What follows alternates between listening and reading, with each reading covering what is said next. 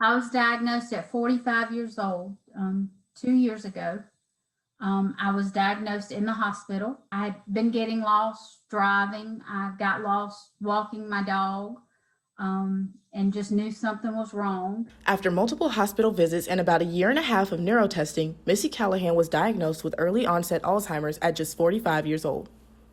So when I finally did get the diagnosis, as bad as it sounds, I was so glad to have a diagnosis. But then I had to come to terms with, okay, now this really isn't a great diagnosis. She's been living with Alzheimer's for 2 years now.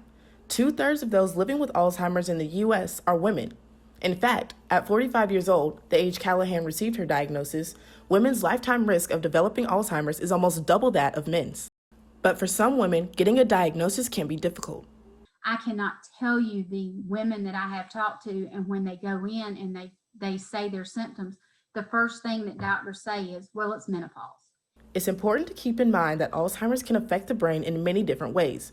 For Callahan, memory was one of the last things to be affected. Her walk and speech changed, she lost sense of time, and even lost her senses. Because of this, she didn't realize that she caught COVID-19 late last year.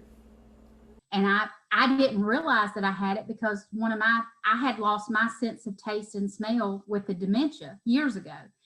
Despite this, Callahan says the pandemic was a blessing in disguise, allowing her to better connect with others living with Alzheimer's.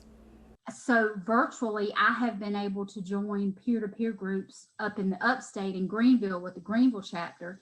And there was just something about seeing people on the screen. I mean, some of them are 30 years older than me, and some of them are 5 years older than me, but they're like me and they understand what I'm going through. Callahan also has a Facebook page dedicated to her journey with early onset Alzheimer's and has built up a following about 1,000 strong. She says that as long as she's able, she's going to advocate and fight for those with Alzheimer's in the hopes of one day finding a cure. It may not be in my time, and I'm completely fine with that, but I will continue to advocate for a world without Alzheimer's. For News 19, Nadja Huff, WLTX.